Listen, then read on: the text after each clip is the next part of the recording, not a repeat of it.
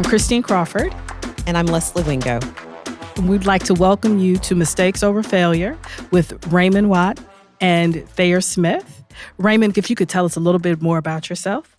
So personally, born and raised in South Africa, really fortunate to be raised in my dad's evangelical pastor. So I was raised in church, raised with missionary work, and I feel that it set the base of who I became later as a human, because that was sort of the first introduction of me, but always a passion for people. So that's sort of, I think, my genesis story.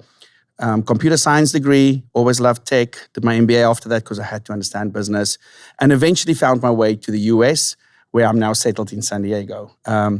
Quick arc of how I arrived there. Personally, family, I've got two beautiful kids, Abby and Alexi, 15 and 13 years old. They're the life of my life. Adore them to bits. Again, allow me to show up authentically, because if there's anyone that forces you to do that, it's our kids. And they're a huge part of my life. And I feel blessed that way. And then from a business perspective and sort of how I stumbled into YPO, I said I'm a tech CEO, and being an immigrant in the US was just alone. I think I needed belonging. And I wanted business belonging. I thought that was the belonging I needed, and I joined YPO for that reason. And so surprised once I joined it to see the transformation, not only in my business, but also in my personal and family life for that. What emoji do you use most often? Oh, the praying hands emoji. I use it excessively. It's just like, it's for thank you. It's for so many. I cannot send a text message without an emoji. I'm so sorry. I think they're almost all emojis sometimes. Almost all emojis, yeah. I'm an emoji guy. So see, there's balance in this relationship. What was your first job? Software engineer. I mean, the weird thing is my first job was out of college. I never worked for a minute in my life just because we were so involved in church. I mean, that was sort of work. So post-college, software engineer, first job ever. And in church, what was your first job? Oh, worship team, piano player, opening the church, closing the church, going to every single funeral my dad did. I think I counted like 176 funerals in my life so far. I think that's a really unique aspect of my life. And what is your guilty pleasure? Ooh, reality TV. I'm so sorry, especially Love is Blind. Love that so much. I'm sorry to say it's my absolute guilty pleasure. So we have that in common, because thank you so much for we can acknowledge that in the safety of this room. That's a good show. It is. Come on. I've never seen it. Oh, you should. Okay. Yeah, it's amazing. All right. That's a hard act to follow. So I'm Thayer Smith. I'm the CEO of YPO, and I'm just super excited to be able to be involved at YPO at a different level, and have an impact on our members' lives, especially at an organization that's had a huge impact for me. My wife Treddy is also a member, and we have two kids. One just graduated from college, the other one's a sophomore, and we live in Tampa. And so excited to be here, and thanks for having us. What emoji do you use most often? I am not an emoji person. So that's I love you for that. Nice reaction. What was your first job? So I was a mover. So I was actually, carrying furniture, and I drove the moving truck, and so it was a good experience of not what you do not want to do. Fair enough. Yeah. And what is your guilty pleasure? And work cannot be a guilty pleasure. No, works. I do spend a little bit too much time at work, but I would say that's a really good question.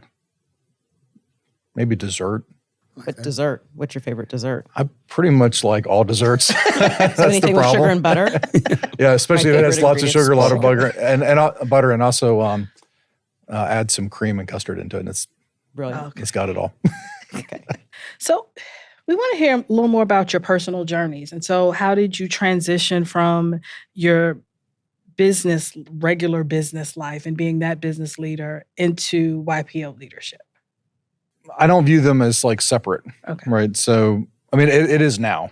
So, and that's, so I'll kind of come to that in a second, but to me, it's always been complementary. And so, my business career, I've always been on the investment side of the world. And then within sort of that private equity investing space, I've always been on the operating side. But when I joined YPO, I got involved in leadership pretty early. I had a chapter chair at the time that asked me to become the membership chair, and that was probably within the first year that I became a member.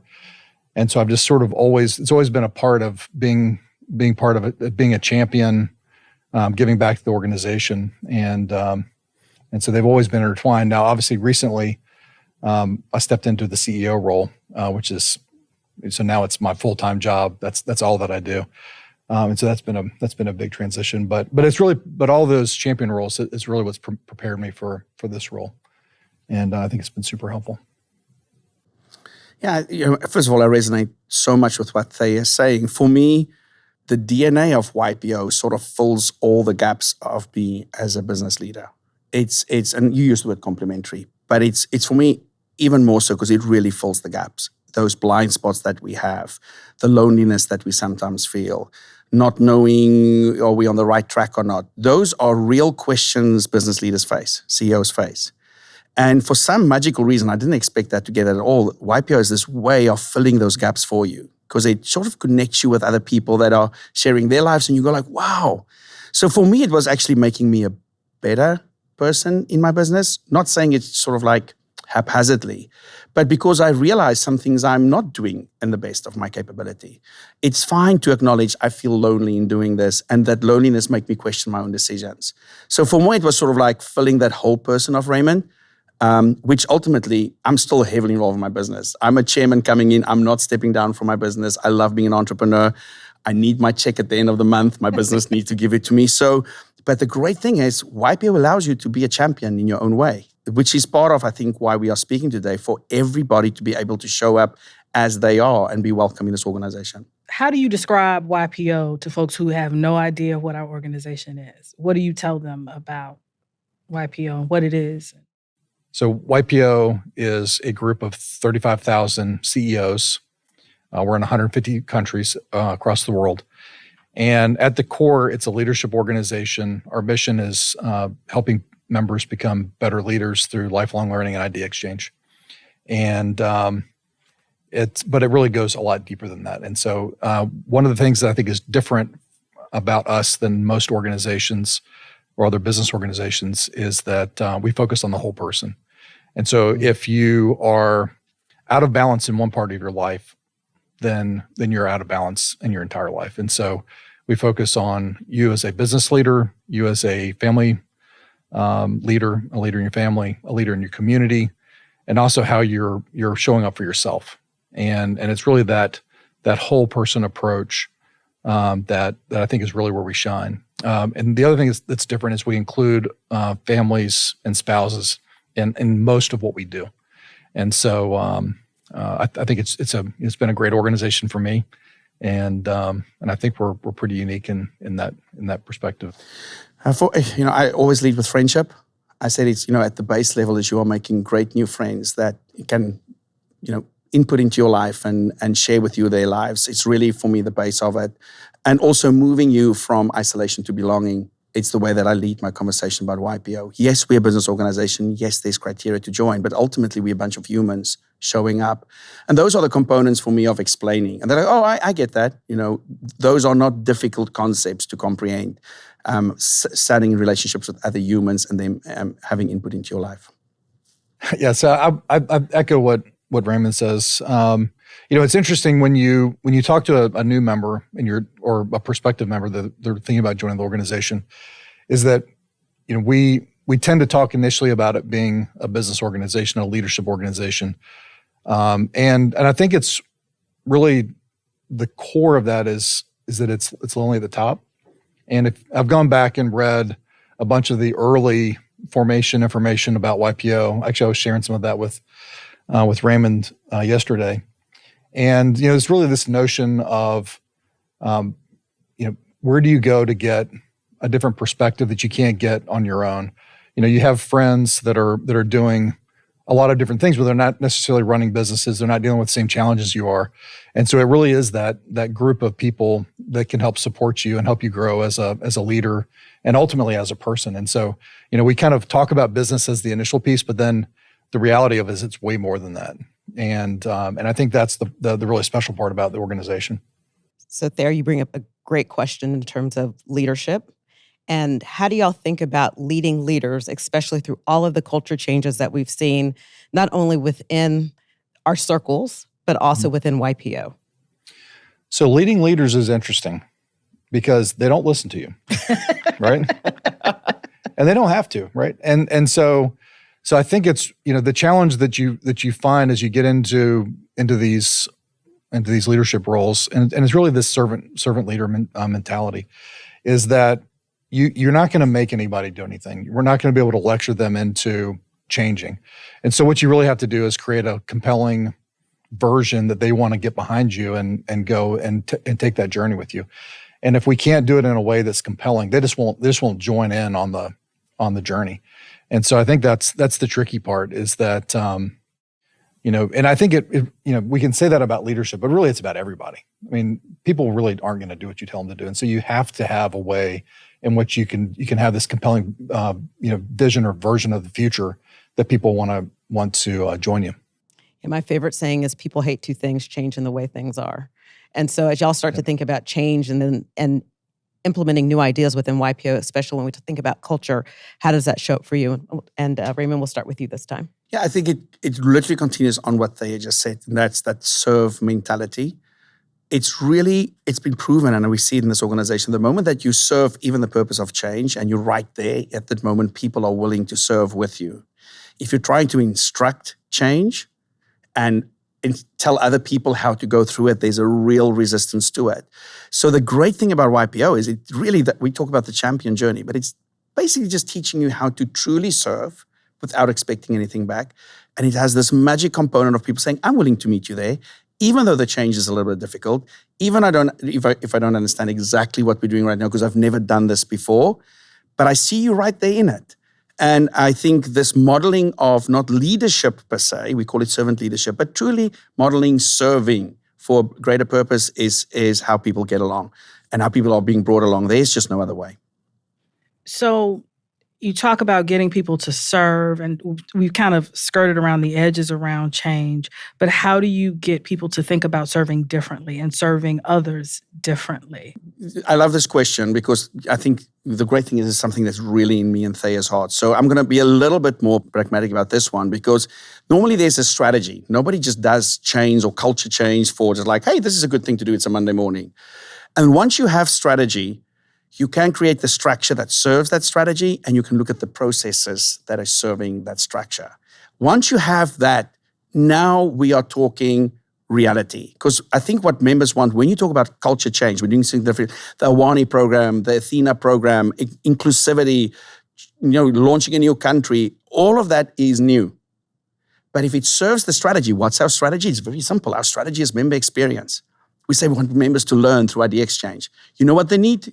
They need a new idea, or else they don't learn. Because if you're going to put me consistently with people that think exactly the same way as me, now I have a strategy.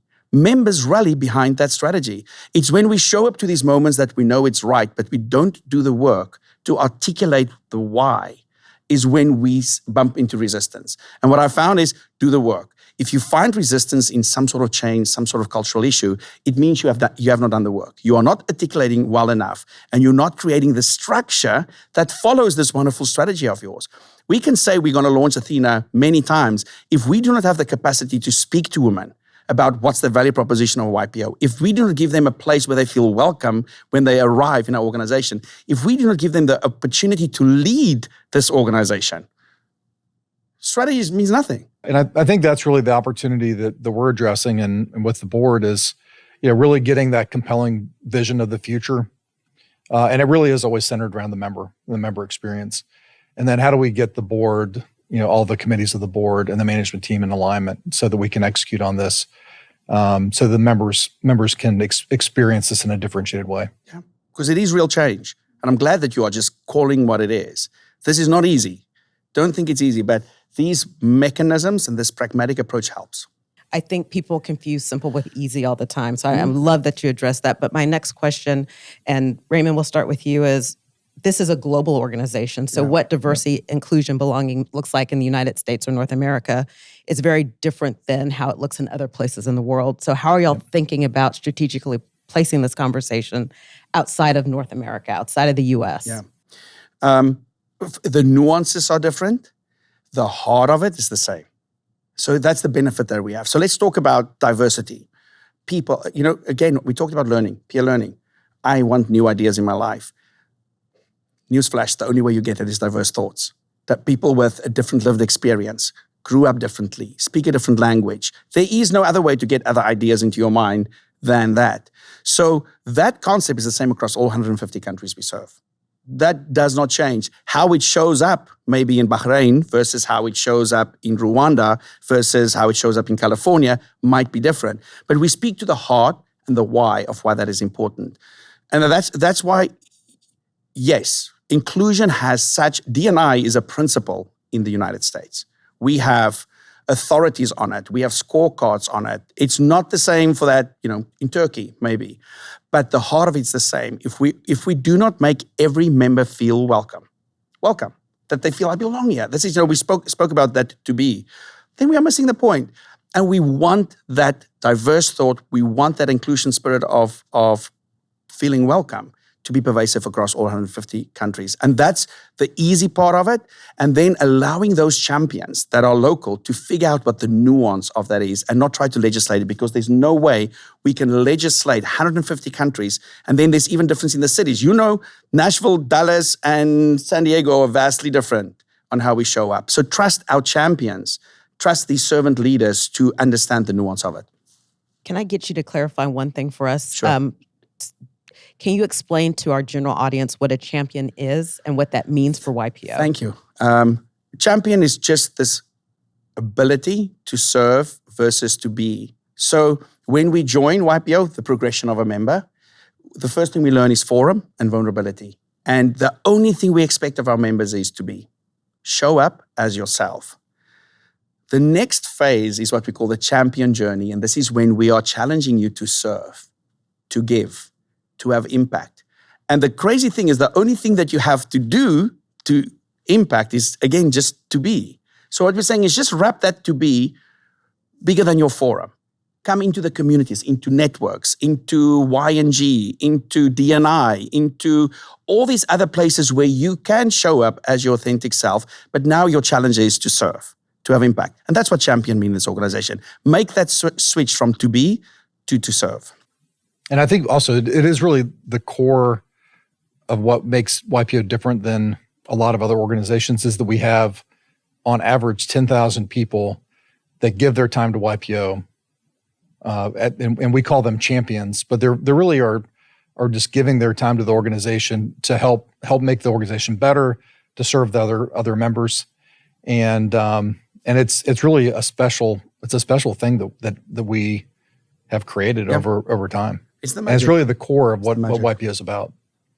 So Thayer, you're early in your CEO journey at YPO, but what has been the greatest pleasant surprise and the thing that you're like, oh, I didn't see that coming as you've transitioned from, you've been on the board for a long time, but now that your perspective is different? This isn't going to be super dramatic, but the nice thing about being on the board is we've always had a really tight relationship with the management team. And so, I had worked with a lot of them in the past, obviously working sort of fully in the management team, as the CEO, as an employee versus as a champion, is different. But I feel like sort of all those different roles that I've been in have really given me a perspective of the organization. That I'm really lucky to have that because I can step in and be effective, pretty quickly. And so I wouldn't say I have any major surprises, but the one thing that I will say is, we have a great team, and we've got a lot of people that are, that really understand the organization and believe in its mission and values. And so as long as you have a team that's aligned on that, you can accomplish a lot of great things. But I'd like to go back to the question that you asked Raymond, which is sort of how we look at this across the organization. And I think one of the things is to be super aware of the cultural differences between our members. And even within the United States, you have a bunch of different ways of looking at all kinds of different things culturally. And I think that's where, I think if we take a perspective of using the principles of forum, and when you're talking about things that, unfortunately, some of these subjects have become politically charged, and there really is no reason for them to be politically charged, right? And so the question is, how do we make it attainable, aspirational, and also how do we help members understand, really from a learning perspective? And that's really one of our core sort of pillars is as a learning organization. How can we make this so that they can understand exactly how they can engage? Because what I see is a lot of members want to be engaged in these topics, but they don't really know how to do it. And I think that's where we can have a leadership perspective on that. And again, what's relevant, here may not be relevant in, some other region of the world, where they've just got a totally different perspective on this. But at the core, if you look at what is it that we're trying to accomplish, is that you want people to be heard. You want to get the most out of the team, and creating an environment that's safe, that's welcoming. Those are common across humanity, and so I think that's where we can have a huge impact. I was talking to one of our strategic planners, and this is a very American-based approach, but she said, we may all speak the same language, but we may not all speak the same culture. And so when you start talking about culture and changing of cultures, how do y'all think about that and helping members express themselves so it becomes a productive conversation where people can listen and understand one another and not one that is politically charged per se? And I think that's the beauty of Forum. Yeah. Is that, we have created and we've sort of trained everyone in the same way on how to show up at Forum. And so we have this common language that cuts across all of our members. And it's, the example is you can run into someone at an airport that has a YPO hat on, and you can end up having a pretty deep conversation with them. And that cuts across all cultures. And so whether you run into a member from Japan, the US, Latin America, I mean, you name the place, there is this common language. And so it allows us to have these conversations in a safe way, in a way that's respectful, and where people are going to show up and actually listen, and you can have a meaningful conversation. I think that's really where we can have a differentiated approach to it. And I think, like everything, it's you do have to show up sort of maybe leaving some of preconceived notions behind.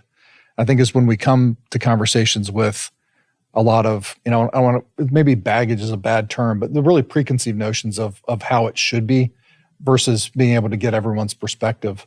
I think Forum is sort of the key, and the language of Forum is the key to having those productive conversations. So for folks who aren't in YPO, aren't familiar, if you could share with them what Forum is.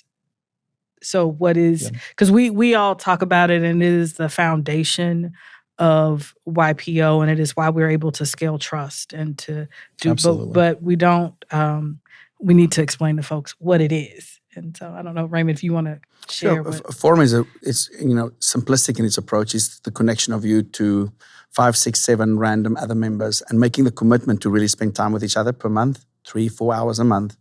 And we have a very structured way of doing it, how to show up in vulnerability. The base sort of product within Forum is trust and confidentiality. Be yourself. Say what you think. You won't be judged. You will be listened to, and we will share our own stories with you. And then the tenet in it is that we do not tell each other what to do.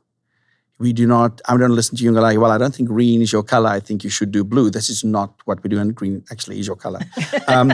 When we show up, we share ourselves, and people say, I hear you, let me share with you what happened to me.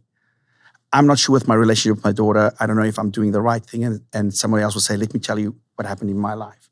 And by hearing these stories, we are transformed. So it's this nucleus connection. And again, it's the to be of YPO, where you're just allowed to be yourself, and that that is without judgment. The best thing to counter program culture diversity, if you do not understand it, is to be allowed to be yourself and say what you think. And I would add sort of one thing to that. It's just for non-YPO members, is that it's 7 or 8 people who meet on a monthly basis, and the really the 2 requirements is you can't have a personal conflict with them. I mean, you can't be related to them or something like that, and you can't have a business conflict. So you can't do business with some people. So the people who show up for you each month have nothing to gain from the meeting other than for you to be successful. And I think that's the key, is that, it's a personal group of advisors that show up every month with one goal, is really to sort of help the other members with no expectation of any reciprocal benefit, other than they know that everyone else is showing up for them. And I think that's really what makes it special. And then we obviously train everyone to have this common language and approach that is consistent across the globe. There, I want to go back to something that we were talking about earlier in terms of we have these, the two of you are having brilliant conversations around belonging and diversity and inclusion.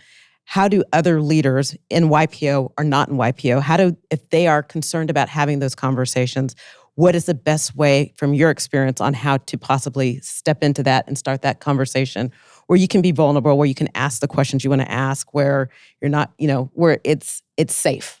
It's a tough one. I'll take it quickly because, again, I can share my experience as a business leader in my business, which are facing the same things. I try and bring as many principles of what I've gained in YPO, and this is where the learning comes in, the idea exchange, because it is tough. I feel it's, for me, easy in YPO because I've got this structure of forum. But I've brought some of those principles into my organization to say, let's just have a conversation about it. For me personally, it was really to understand first, because I had an idea of what it meant. But when you sit and you listen, and you just, even with my own employees, if an employee go from she, her to they, them, and the announcement is made, rather than going like, I don't know what to do with it, give a call, say, hey, would love to learn what just happened. What would you like to share with me? And how can I show up for you? It's much of it is listening more than action. And again, it's a skill that we practice in YPO. I agree with Raymond. It's really about listening. And so, are you welcoming those discussions? Are you listening? And then ultimately, how do you incorporate that in and actually have some change in action? Because at the end of the day, people want to show up at work. They want to be listened to. They want to be heard. They want to be a valued member of the team. They want to contribute. Not many people show up to work and say, "Oh, I'm just gonna, just be a terrible employee today." That's just not what the majority of the world wants. And so the question is, are we creating that environment where people can be successful? And you're going to get so much more out of them versus if they're just hiding and because they don't have any other options. That'd be an awful place to work. So I have a question for both of you. And the question is, we've outlined a lot of different things. What is the vision that you have for yourself as you move through your journey in YPO, especially when it comes to all of this work that we've talked about around inclusion and belonging and diversity? So for me, my vision, for my role in YPO is really about how do you make the member experience the best it can be. And if you look at our values, we have community standards. Our values are generosity, respect, inclusivity, and trust. Trust is the base foundation of everything we do. But also having diverse views and diversity of thought and diversity of perspective is really what makes the experience better. If you have people who look exactly like you, you're just sitting in an echo chamber, right? And then the second piece is, regardless of who joins the organization, is it a welcoming place? Are we including people, or is it an inclusive environment? And I think that's, if we can create an incredible member experience and get a lot of diversity of perspectives and make sure that everyone who joins is getting that same experience and feels included, I think it's a success. Yeah, for me, my personal goal and journey is still this self-discovery journey of authenticity. It's driving my life, and YPO is a huge part of it. And then for YPO, serving as the incoming chair, it's showing up and being my best self. That's all I can give. And I hope that to consistently do that and have people around me that will challenge me to keep on doing that. Well, we'd like to thank you all for coming today and helping us think about lifelong learning and peer support differently. And really, honestly, never thought about it, but listening as a lifelong learning skill. So thank you all so much for coming. And Thanks, Lacey. Thanks, Thank you Christine. both. Yeah, well, thank you Been for having wonderful. us, and thanks for putting all this together. Appreciate it. Thank you for listening. we are Mistakes Over Failures, a podcast by YPO, the global leadership community of extraordinary chief executives.